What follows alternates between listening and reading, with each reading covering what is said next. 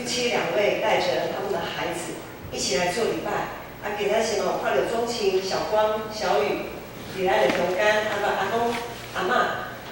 我不晓得对伫咧咱较老一辈的信徒，是不是有即种的想象，就是我会当和我的囝孙做伙伫新村做伙来礼拜。我想这是进前真多的信仰的前辈因有的迄种经历，总是伫今仔日现在都市化遮尔啊深的即个所在，还咧看到即种的情形啦。有时啊，无就是父母家己来，或者是阿公阿嬷家己来，因为囝孙有可能爬袂起来。有可能讲无算讲家己讲到我听无，毋知咧讲啥，真痛苦。所以今仔日，特别1年1摆新春礼拜，我很希望未来可以特别是在新春礼拜，可以看到阿公、阿嬷带囝儿孙，甚至是干孙，做伙合家。一起来做礼拜，这是很难得，特别是在建成，因为建成大家都知影，咱有分台语堂跟华语堂。迄若是两人合堂的时阵，实在是坐不太下啦，实在是坐不太下。小孩主日学小孩一下来，真的是满了，完全坐不下。今仔是特别嘛无主席所以5万1年就1摆，大家从这个5万放伫心内。明年、后年，咱会愈来愈多，越来越多的一家人、一大家人，我们可以一起来做礼拜。然后你可以跟你的儿孙说，没关系，牧师会用华语讲到，你听得懂。这个不会成为他的理由，不会成为他不来做礼拜的理由。好，我们一起来祷告。爱我们的父神，我感谢你，感谢你在新春的一开始，我们就可以在你的面前领受。由你而来的祝福以及恩典，求主你的灵今天运行在我们每一个弟兄姐妹的心灵里面，灌满他们的生命。主，让他们在未来的1年当中都满满有你的丰富的恩典的带领。我们这样的感谢祷告仰望，奉靠我主耶稣基督的名。好，我想最近我们都在读创世纪，创世纪到今天我们走到了以扫跟雅各他们要面对的一个关卡。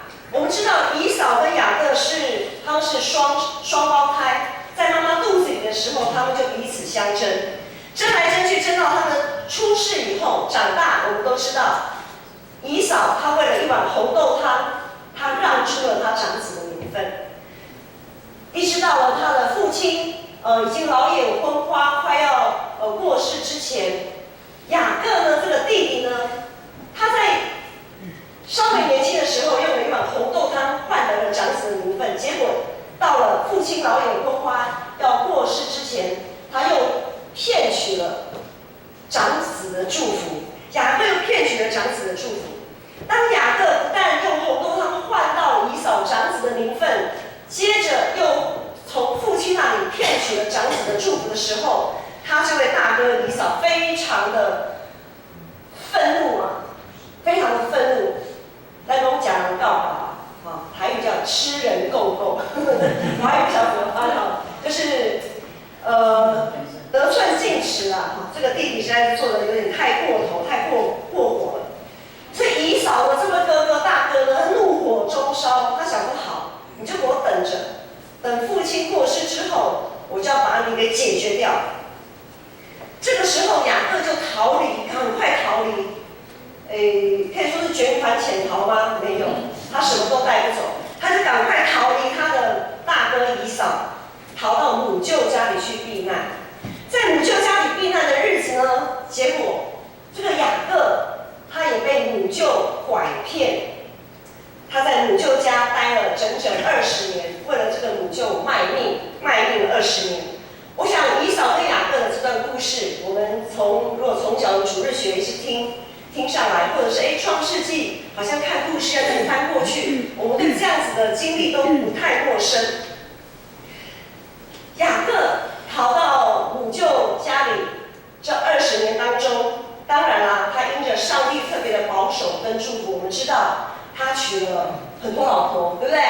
生了很多小孩。当然，除了老婆小孩以外，上帝也赐给他很多丰富的产业。这样子看起来好像过得还不错。可是呢，因为这个母舅呢，百般的刁蛮啊，剥削他，然后一直想要控制他。于是雅各呢，最后他就决定，他觉得在母舅这边没有什么保障，然后好像奴隶一样被辖制着。于是呢，雅各20年过去了嘛，他又想再一次的要逃走，他又要再一次的逃走，他逃离他的母舅，逃离他的母舅家，回到哪？他还能回到哪？他当然就是回到原来他从哪里来就从哪里回去，就回到哪里去。好，他现在要面对，他要回家了，他回家了。回家的第一件事情会碰到什么问题？他的哥哥啊，他的哥哥还在那里等啊。这么会算计、这么聪明的雅各，他会不知道吗？他当然知道。他将要与分离20年的哥哥以扫再度碰头。20年过去了，20年不算短的日子，我们人生有几个20年？以扫会因为这20年的时间，他心中的那个愤怒会消退吗？善于谋略的雅各，这个时候他真的非常的聪明，他就先派了人先遣部队，我们讲说前锋打前锋的敢死队。好，他派了一个前锋先去到他哥哥那里去，快马加鞭。不是啦，他那时候没有快马加鞭，他就先差人到他哥哥那里去，探一探虚实，看一看哥哥的反应如何，让他哥哥知道他这位弟弟即将要回去了。然后看哥哥反应会如何。果不其然，以扫呢，在圣经的记载，以扫是带着400个人去迎接。我们讲说好意的迎接需要带400个人，这么多吗？而且这400个人个个精壮的像勇士一样。哇，这个想当初啊，亚伯兰为了救被掳走的罗德，我们之前有讲嘛，罗德他那个时候被亚伯拉罕的侄儿被掳走的时候，亚伯兰带了318名的精壮的勇士去营救他，剩下的以扫带着400个人，不怀好意吗？不知道，圣经没有讲，但是这400个人已经把雅各吓到腿都软了。雅各真的是大难临头了。雅各心中不断的在盘算该如何化解这样的危机，因为他稍有不慎，他在20年来在母舅家这样子的努力，这样子的委曲求全得到的那些妻妾孩子，还有他这么多牲畜产业，可能在一夕之间全部又化为乌有。他可能这一下子，他恐怕他一切都没有了。我们会看到，在今天这个经文段落的前面32章、31章、32章的叙述描写说，雅各精心的去盘算、调度、安排了一批又一批的仆人，带着牲畜，一批一批的怎么样？去，好像他要差遣他的仆人，把一批一批的牲畜当作礼物送给他的哥哥，送给以扫，试图用这些礼物软化以扫的心啊。看到他这样子的安排，真的是不得不佩服他，真的是有2下子，真的是聪明。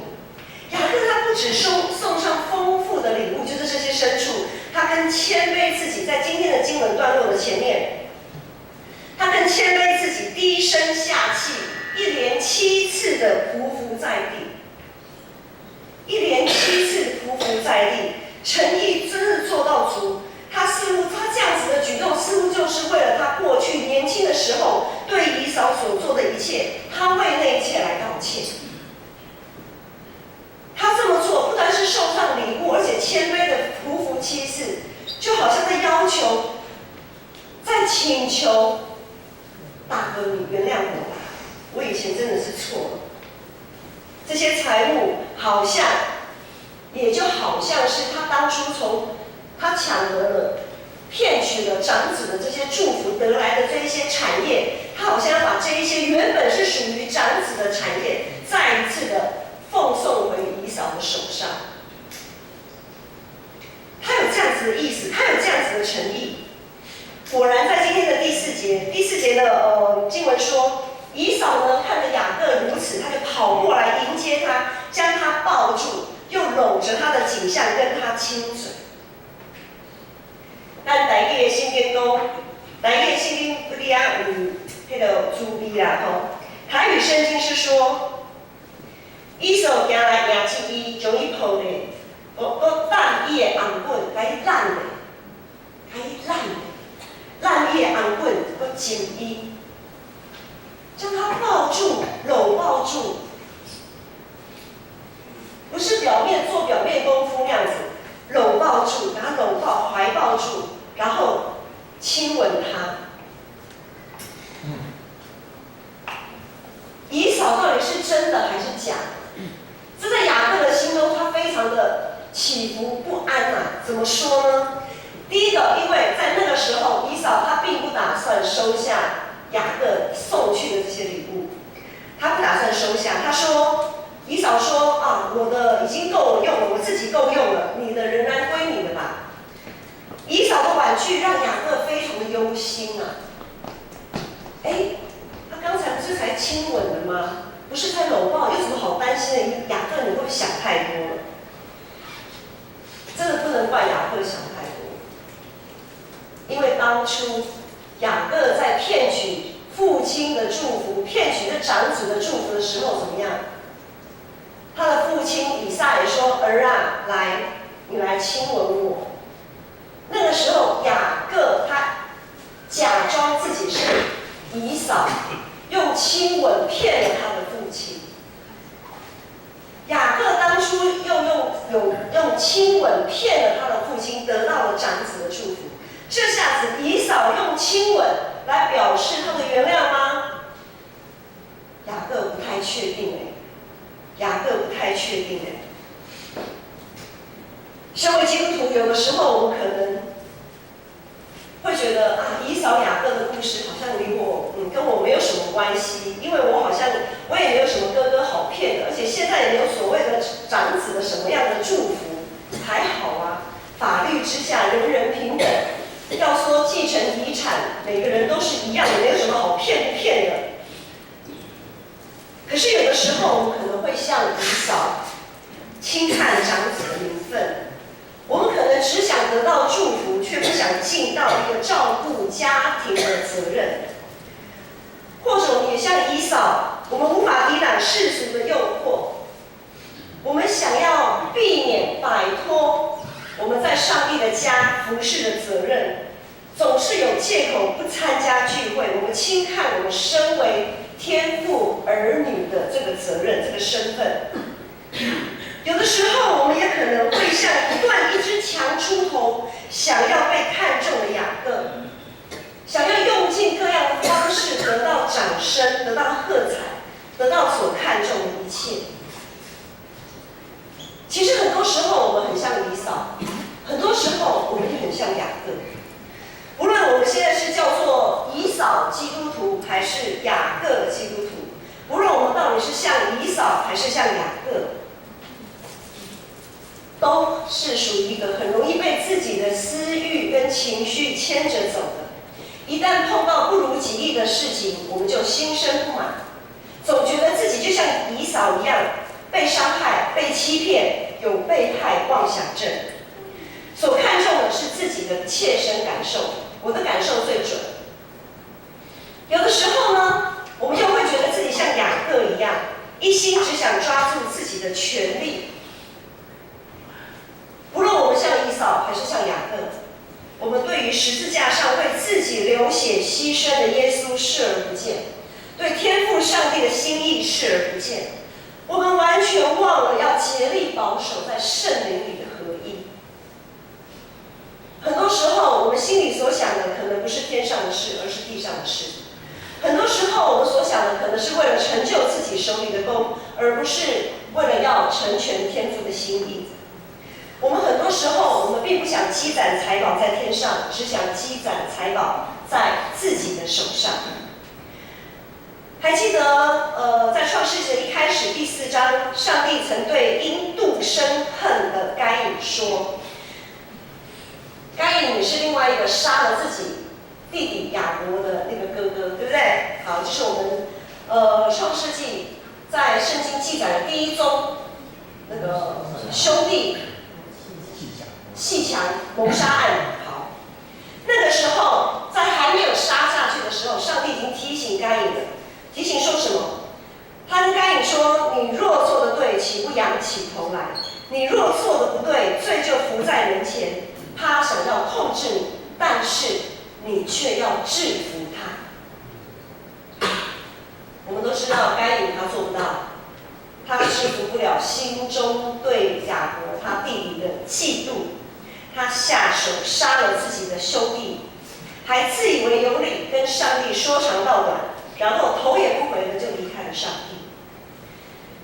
如今以扫他也做不到，他制服不了心中的羞愧。为了一碗红豆汤，他就卖了长子的名分，然后又被他弟弟雅各骗了长子的祝福。他心中羞愧，更想更羞体。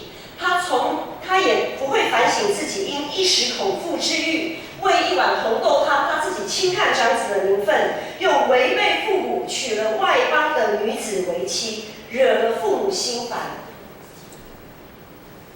雅各呢，他也做不到，他没有办法制服这个罪，他制服不了自己取巧好斗的性格，趁人之危取得长子名分，又欺骗父亲得长子祝福，最后落荒而逃，离乡背井，什么都没有带走。雅各在母舅那里一待20年，他在母舅的身上看见自己的影子啊！他在母舅身上看见自己的影子。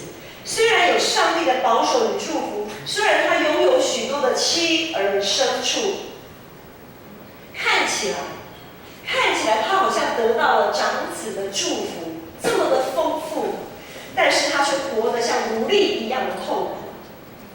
我们呢？我们是否也常常像以扫、像雅各，不断的被世界、被自己的欲望束缚着，常常逃离上帝的面？我们常常选择的就是逃，先逃再说，因为没有脸见上帝，先逃了再说。不敢面对自己的挫败，活不出基督徒真实的生命，活不出身为基督徒一个充满自由、不受拘束、不受辖制的生命。如今，雅各他再次逃离，从母舅他家里回到自己的本族父家之地。他面对来势汹汹的以扫，雅各真的变了。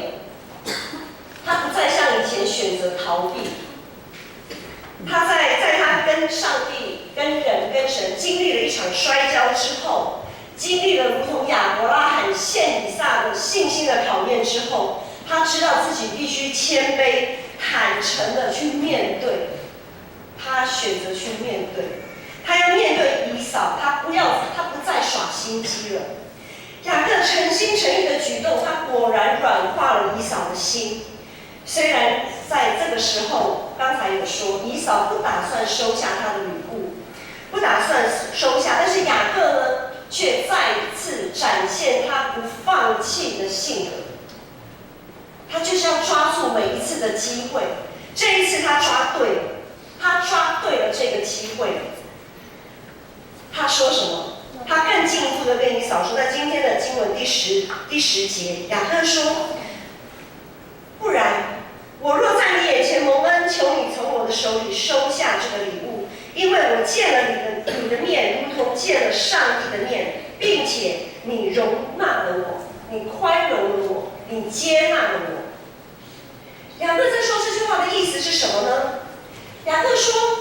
雅各对以扫说：“我见了你的面，如同见了上帝的面。”意思是说，今天我带礼物，如果我带礼物要去献祭的时候，这些礼物一定是放在祭坛前，我绝对不会拿回去拿走。这就是我要献给上帝的。那么如今，我带着这些礼物到你以扫大哥你的面前，就好像我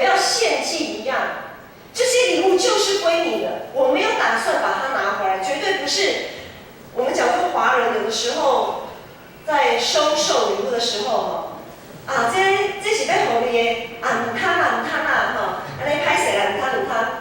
我有一个同学他在台中入会，他说在台中送礼一定要送3次。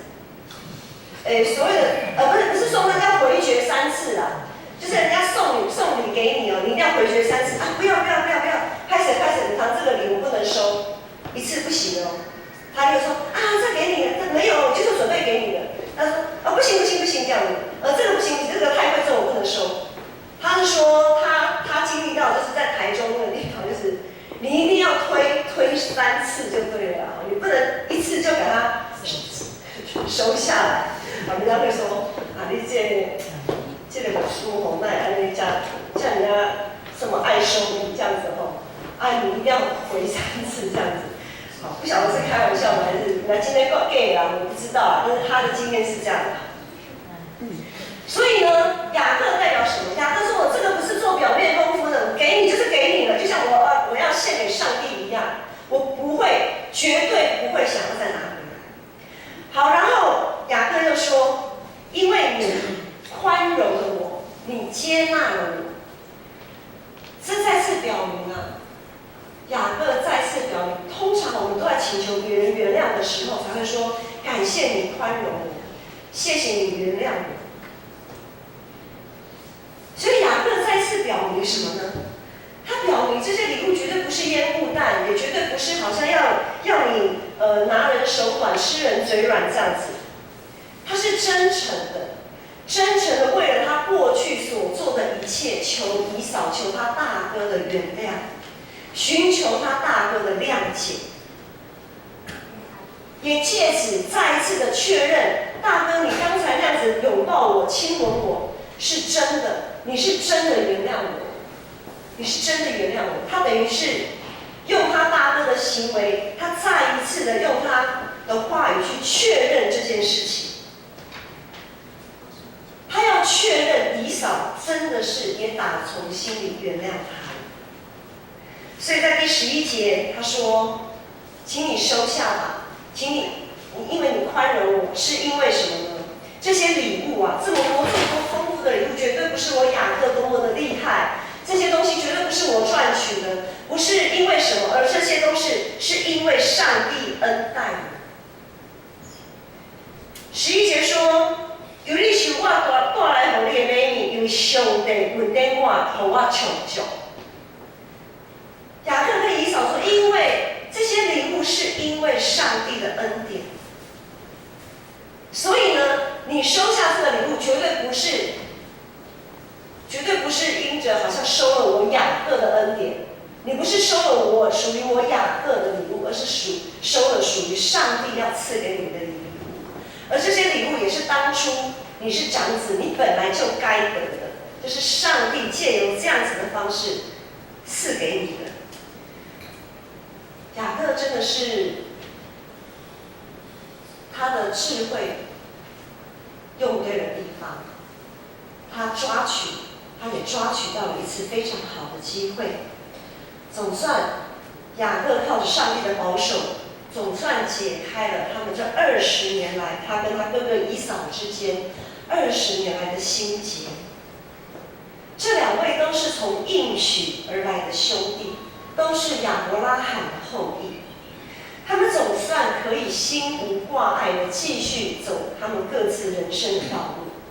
在马太福音第5章23到24节说，你在祭坛上献礼物的时候，若想起弟兄向你怀怨，就把礼物留在坛前，先去同弟兄和好，然后来献礼物。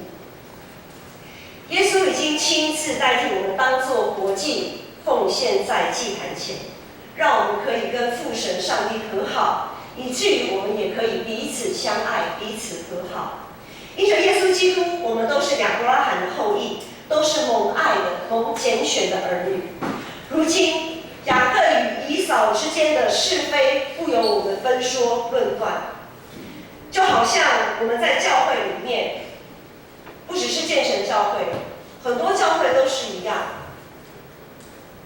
在教会里面总是有许多的以扫跟雅各，总是有许多的纷纷扰扰，有那么多的自我膨胀，有那么多的谎言，那么多的欺骗，那么多的误解，甚至于是仇恨。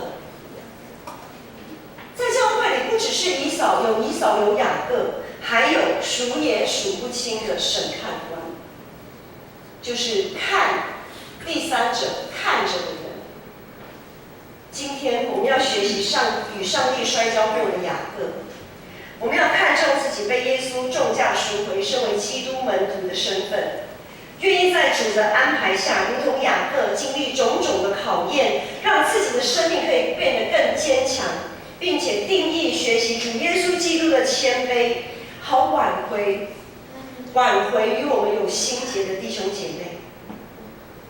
更多时候，我们要学习以扫，放下自己的情绪，放下自己的不堪，注目石架上耶稣为我们所做的牺牲，愿意原谅那些欺骗过我们或者是伤害过我们的人。如果我们也能学习，如果我们也能够在耶稣基督里放下自己在世上的欲望，实实在在的做一个名副其实的长子，尽一位长子该尽的责任跟义务，体贴父神的心意，那就再好不过了。因为这个部分以扫做的并不是那么好，但是我们在耶稣基督里盼望我们可以做的，以扫没有做到的，我们可以做到。当然，我们要放下我们读者的身份，第三者的审判官的角色。很多时候，我们像是审判官，看着以扫、雅各在那边吵吵闹闹，彼此不和。我们在这个时候，我们要放下这样的角色，为自己、为以扫、为雅各能够重新和好，付上祷告的代价。安静等候，不要在火上加油。我们要像农夫一样忍耐等候春雨秋雨。弟兄姐妹，很多时候我们都会希望有一位雅各能够先向我们示好，先向我们低头，因为很多时候我们都觉得错不在于我，或者是又不是我先的，是某某人先的，然后我才怎么样的。在新的一年，这段经文对大家说话，上帝对大家说话。我们是否愿意在新春一年的开始，向上帝来立志？我们要和耶稣一同受苦，也必和基督一同得荣耀。我们都是和上帝摔过跤的人。一个认真在做基督的门徒的基督徒，一定都跟上帝摔过跤。我们都知道，我们自己再怎么自以为义，都是一群蒙恩的罪人。所以我们要在耶稣基督里谦卑自己，承认自己的确有所闪失，我们的确也有做得不好、做得不够的地方。我们愿意在主的面前献上自己，当作活祭，献上这用耶稣基督宝血所赎回的生命，当作寻求和解的礼物。我们要把自己献上，当作寻求和解的那个礼物。求主耶稣为我们预备一个好的机会，让我们可以像雅各与以扫一样重新和好，竭力保守在圣灵里的合一，竭力保守在圣灵里的合一。马太福音5章9节说：“缔造和平的人有福了，因为他们必称为上帝的儿子。”我相信也有人反对、否认我们是上帝儿女的这个身份。我们都是属于上帝的儿女，所以我们都能怎么样？我们都是和平之子，我们都是可以缔造、促进和平的。弟兄姐妹，我们都是在应许里属上帝的儿女。虽然有的时候我们可能会像以扫，有的时候我们可能会像雅各，或者是我们是那一位看好戏、自以为是判官的人，以至于让我们可能在这个过程当中，我们偏离了上帝蒙福的道路。但如今我们有一位中保耶稣基督，更有圣灵保惠师成为我们随时的帮助。只要我们愿意在耶稣基督里谦卑自己，愿意在耶稣基督里放下自己，愿意诚恳地面对自己，面对彼此过去的心结，就必能在耶稣基督里缔造真实的和平。我们一起来祷告。爱我们的父神，我们感谢你，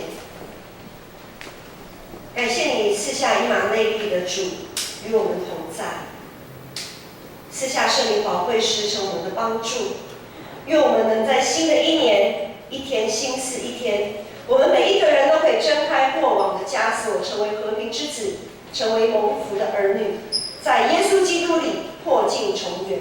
我们将祷告、感谢、仰望，都是奉靠我主耶稣基督的名。现在有信息3